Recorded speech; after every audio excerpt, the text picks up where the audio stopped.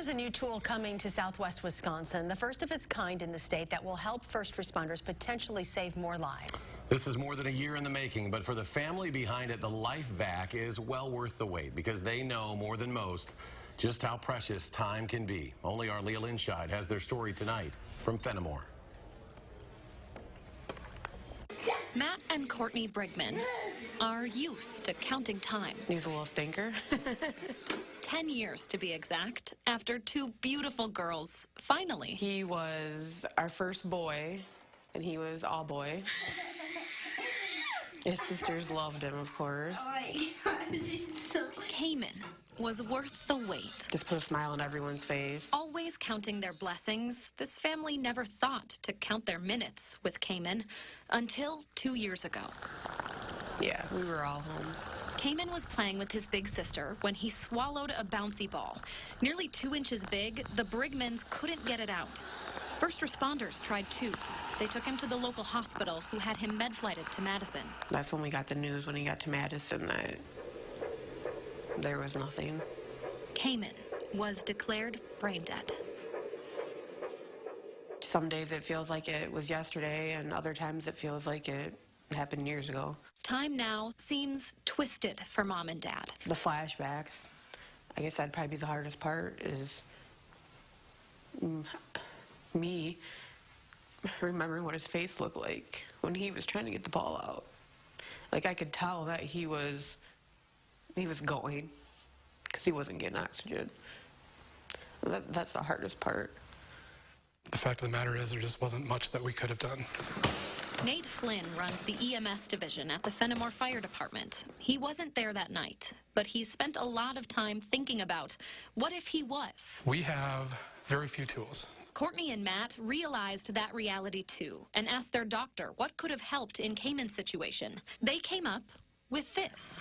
This is the family Life Vac one. This is what actually causes the suction. You have an adult mask and a pediatric mask. Just fits on like such. And then you just put it over your mouth and pull it out.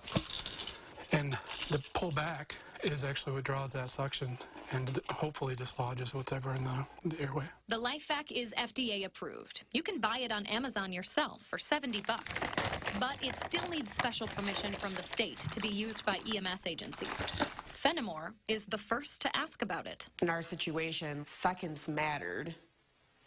Like, it would just be nice to have another option. Knowing what she went through in this service, there's not a lot that we can do sometimes, but anything that we can do to kind of help our odds, we're all for it. The state approval process has taken more than a year. Lately, Nate is heading up that effort because the Brigmans are busy counting weeks. 39 of them, actually. Courtney is pregnant. We found out that we're expecting a boy, so that has been difficult. Courtney's due date and the 2-year anniversary of Camon's death are just days apart. Camynn completed our family. So then when we lost him, yeah, and then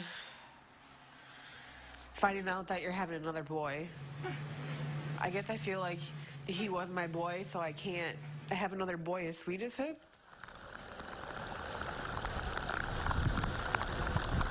Like it always does, time has passed since we first talked to Matt and Courtney.